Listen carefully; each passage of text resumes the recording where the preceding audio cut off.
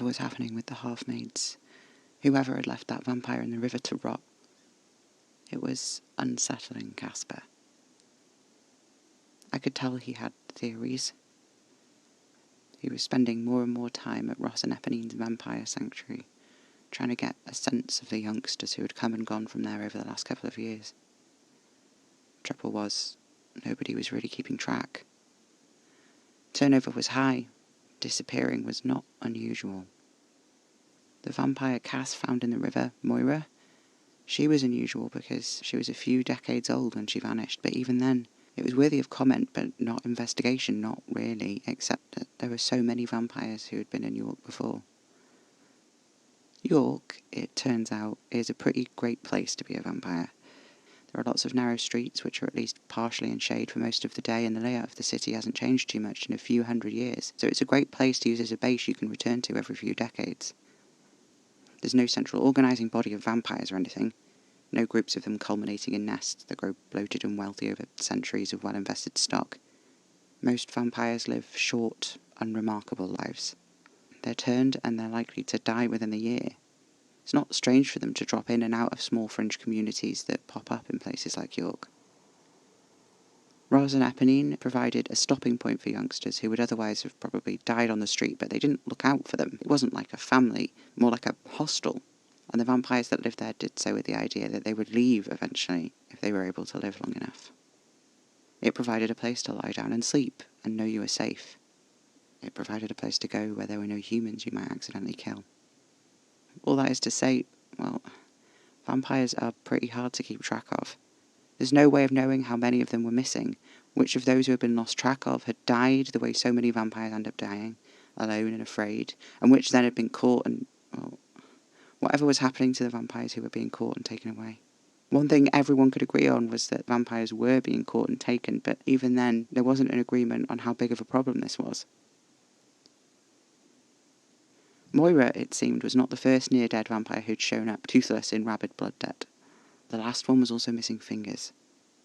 Casper theorised that whoever had pulled the teeth had taken the fingers too, so the vampire couldn't even use another instrument to draw blood.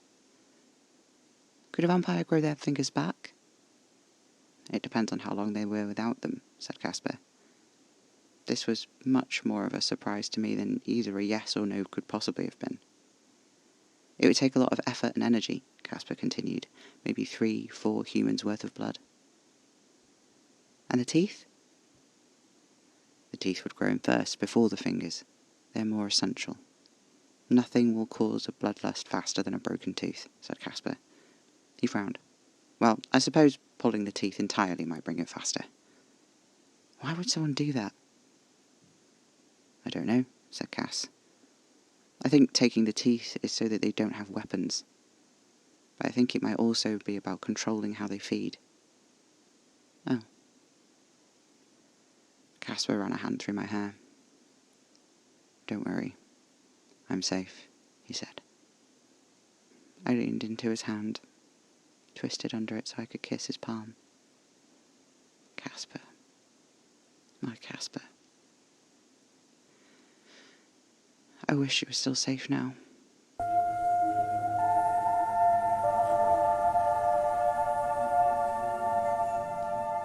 This is Not Quite Dead. Episode 13. Lovesick.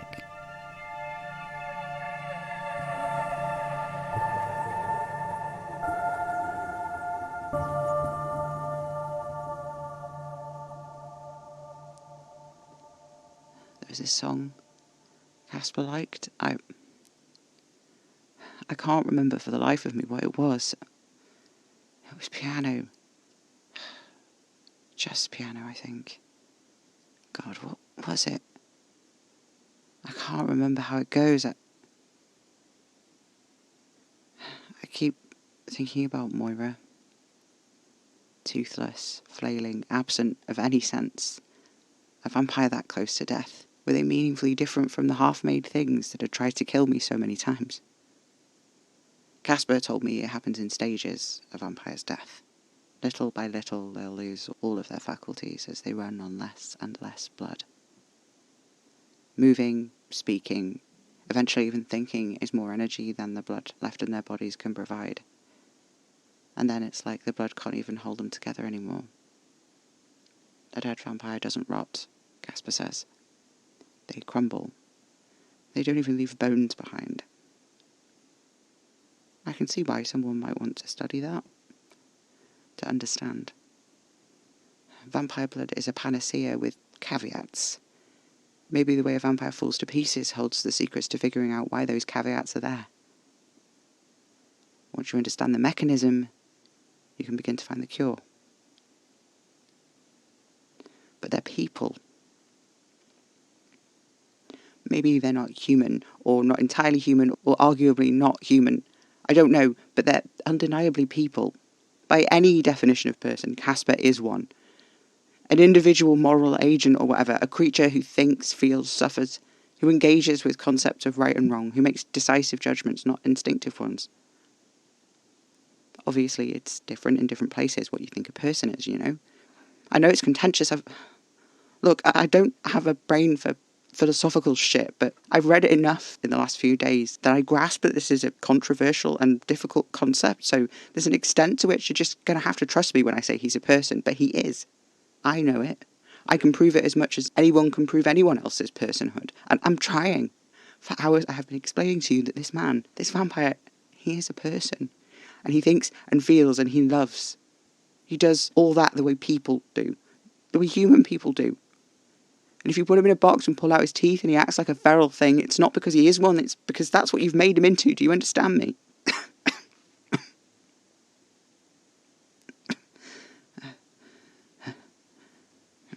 If you're one of the people that took him,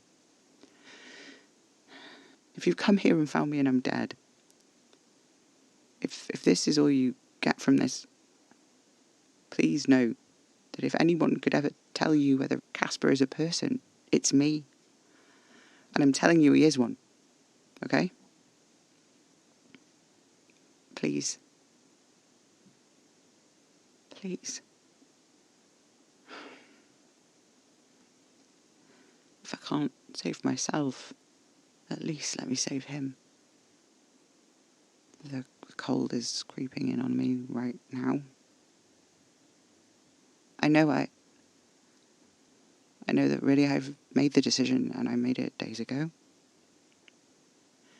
I made it when I sat down and started making these recordings. Every word I speak, it's like I'm talking myself deeper into it, isn't it?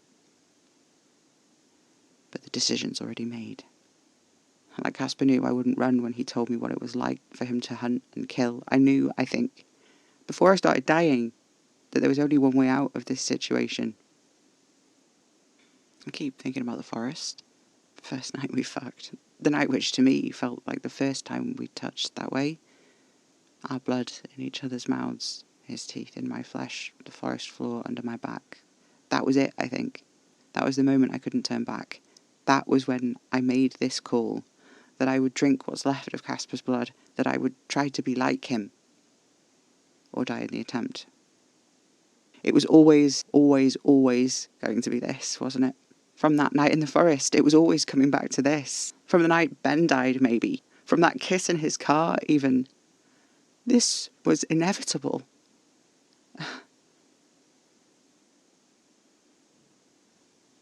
After Moira, the other vampires were starting to get restless.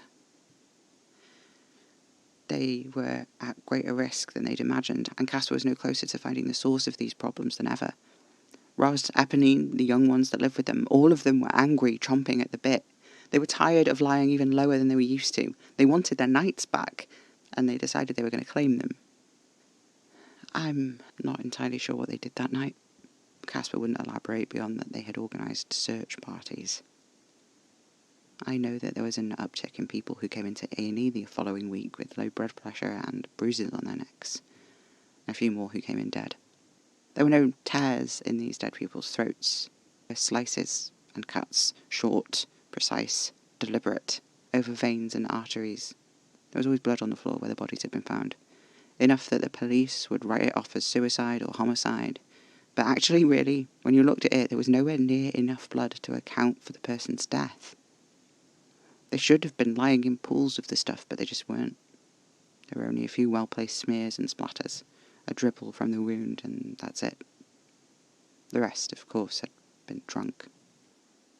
Naturally, Cass didn't want me anywhere near whatever was going down, so we went away for the weekend.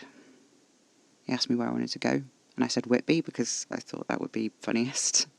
It was the height of summer, though, and I hadn't thought about the fact that I'd be spending a lot of the daytime alone wandering around landmarks associated with Dracula whilst my own creature of the night curled up in bed and slept. Day to day, I had almost completely switched my routine to match his and become nocturnal, but it wasn't really practical to do that when we were staying at a bed and breakfast and I couldn't cook my own food. Shops, restaurants and the like tend to be open during ordinary business hours, especially somewhere like Whitby that isn't very big. It was either get up in the day or starve. It was a particularly sultry evening, and I was eating an ice cream, which was melting a little, the vanilla running all the way down to my elbow. I had stopped outside this little museum, which had an adjoining shop.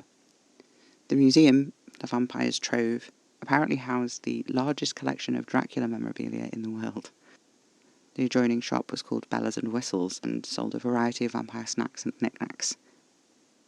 Once I'd finished my ice cream and made the best of licking my arm clean, I wandered inside.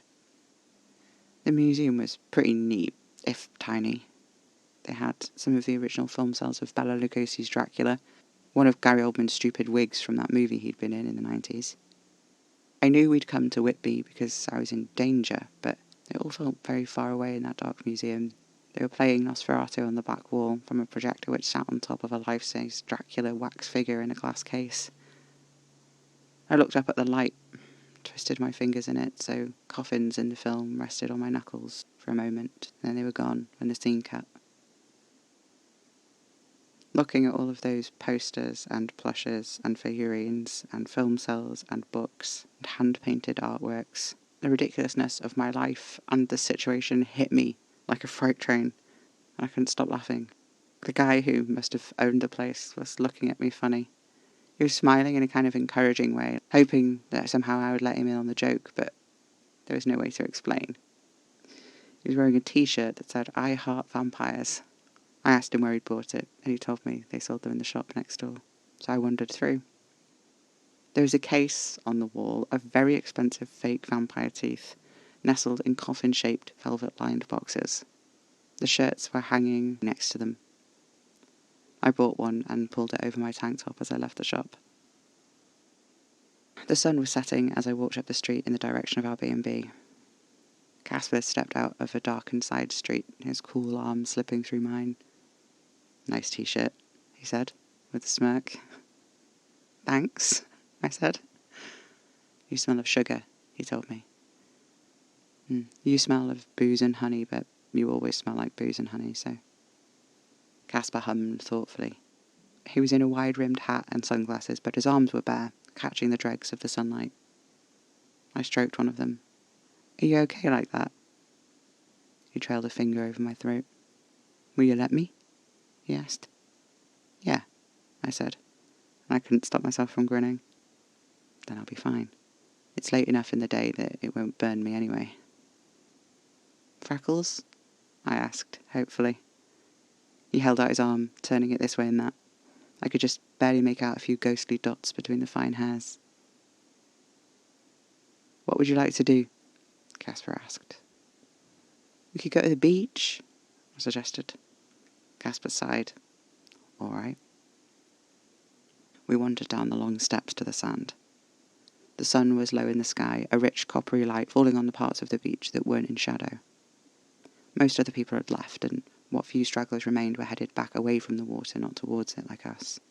I turned, and the ruins of Whitby Abbey were filled with red-gold sunlight, and it looked like it was bleeding from every open archway.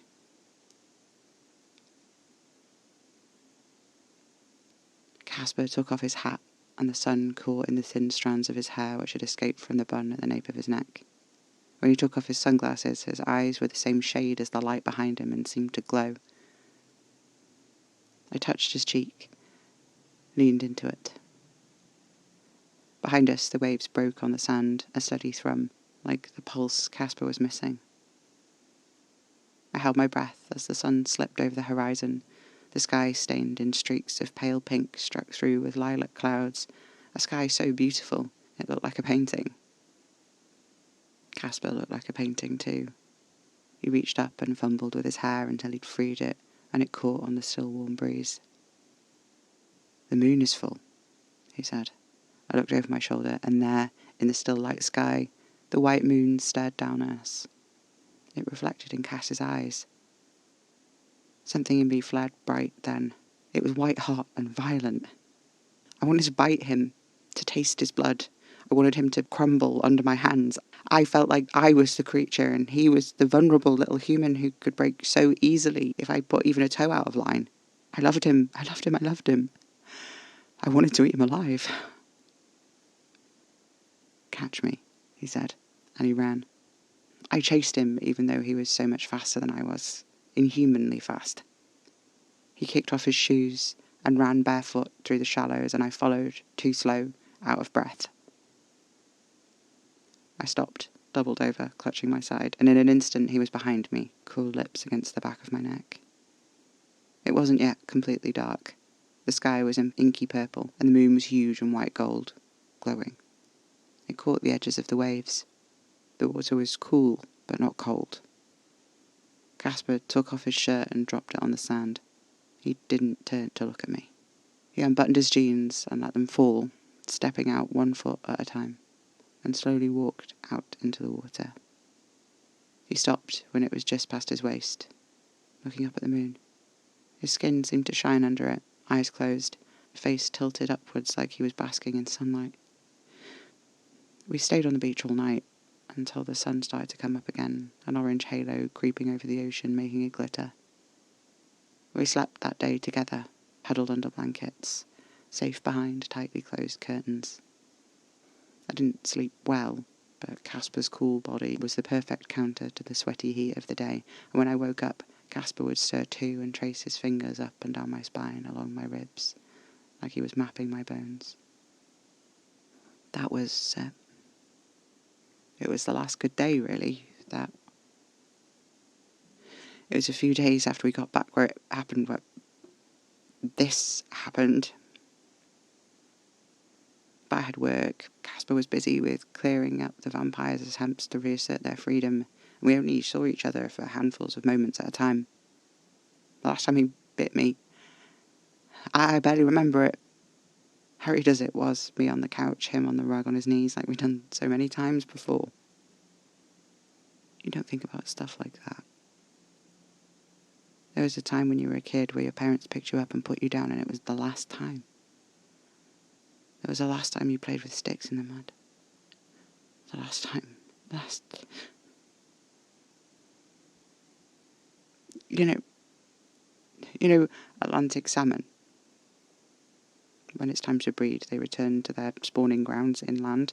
They swim miles and miles upstream against violent currents, jumping up short waterfalls, climbing rocks. Their bodies change colour and even shape. And when they reach their destination, warped by the hardships they've endured, often having not eaten for months and existed only on the fat stored in their bodies, they just die. All that. And they just die. So I was working a shift, and it finished pretty early in the morning. This was 3-4 days after we got back from Whitby, and I'd been waiting for this package. And so when I was getting my stuff ready to go home, I saw I got this text saying that they tried to deliver the package the night before when I was working, and it was at the post office. This is also boring and normal. It was 5:30. The post office opened at 6, so I figured I'd walk into town, stop by, pick up my package, and then head home to Casper, who'd probably have got in at 4, just after sunrise. He'd probably want blood. He'd not been able to feed at the hospital since our first day back at York. The vampire stuff was keeping him away. With that in mind, I took some iron tablets and drank some apple juice, and I walked into town in the early sunlight. I remember there was this kind of pleasant quiet everywhere. A few places like the bakeries were already showing signs of life, smells of baking pastry and bread wafting out into the streets. but otherwise there was nothing happening. Not really even any cars on the roads, nothing. I'd walked faster than I thought, so I thought, oh, it'd be nice to go and sit on a bench in the museum gardens for 10 minutes on the way, you know? So I went into the museum gardens. Like the city, it was quiet there. I thought it was just me and the flowers and the trees. It was already pretty warm, even though the sun had only been up for less than 2 hours, but it had hardly cooled off in the night at all. I was starting to regret my decision to come out, and I was starting to become hyper aware of how sticky with sweat I was, how my clothes felt damp on my back. I couldn't tell if I smelled bad or not. I was embarrassed. I got up to the ruins of the old abbey in the museum gardens and stopped, leaning against the old stone. I'd been up to the abbey in Whitby in the afternoon before I'd gone to the Vampire Trove and Bellas and Whistles when Casper was sleeping. I touched the walls there too. In parts they were warm under my fingers after spending hours in the sun, but anywhere the sun hadn't touched pulled heat away from my skin fast, like it was drinking it. Casper's skin was like that, so cold it sapped the heat away. Colder than death. The sun was still so low, all the shadows were long, and the stone of the abbey was cold under my hand. I leaned against it and took a sharp breath. I sipped my apple juice. A breeze rustled through the flowers and the lush leaves of the trees. Above me, the sky was an endless blue, marred only by the dissipating trail of an aeroplane I couldn't even see. I closed my eyes. I smelled it before I heard it, I think. That unmistakable smell of rotting flesh, sweet and rancid and wrong. Then, its shambling step, clumsy feet turning in the gravel of one of the nearby paths. My heart sped up. Wherever Casper was, he'd be coming to help soon. He'd be able to feel the fear creeping in at the edges of my mind, so visceral it felt like frost in my limbs.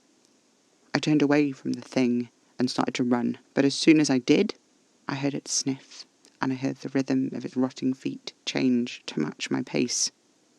I turned sharply, heading down the path towards the river. I couldn't hear its feet anymore, but I didn't stop running. I was almost at the gap in the fence that would let me out onto the flagstones at the water's edge. I'd be able to see more clearly in both directions. There would be no trees for it to hide behind if I got to the river. That was my thinking. But I was on the other side of town than I usually went down the river from, and I had forgotten that the pathways were narrower this side. There were more stairs, more trees breaking up the sightlines. I ran down to the water's edge, pausing by a restaurant whose kitchens I could hear starting to grind into action. I looked over my shoulder. There was no sign of the half-maid that had been following me. It was only a short walk to the bridge, and then I could get to the post office, call Cass and wait for him to come and get me inside where they couldn't reach me. The water of the river lapped. Something was bobbing in the water next to the hull of one of the barges moored nearby. I stared at it. It rose out of the water, running rivulets from its hair and its sopping wet clothes. Its lips hung askew from its mouth, teeth crooked and barely still in its jaw. It looked at me, maybe, but I'm not sure it could see. Its eyes were yellow and cloudy. Who's calling me at 4 a.m? It's an unknown number.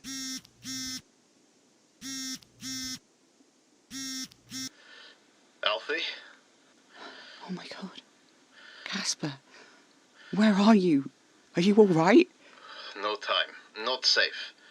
Please listen. You have to leave. Get out of the city. Cass, I can't. You know I can't. The blood. They're coming. Who's coming? Please, Cass, tell me where you are. Alfie. Tell me where you are, Casper. I want to help you, please. Alfie. What? Run. I can't run, Casper. Casper. Casper. I can't run. Because I'm dying, Cass. I'm dying. I can't run. They're gonna... Oh, fuck. What am I gonna do? Oh, God, it's... It's okay. It's okay. The decision is made. It's done already. made for years. I'm doing it. Okay? Okay.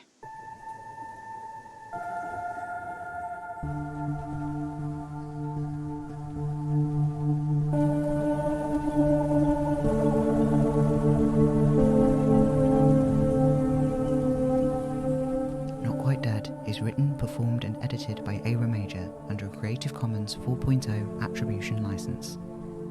Guest performance of Aaron Wolf as Casper.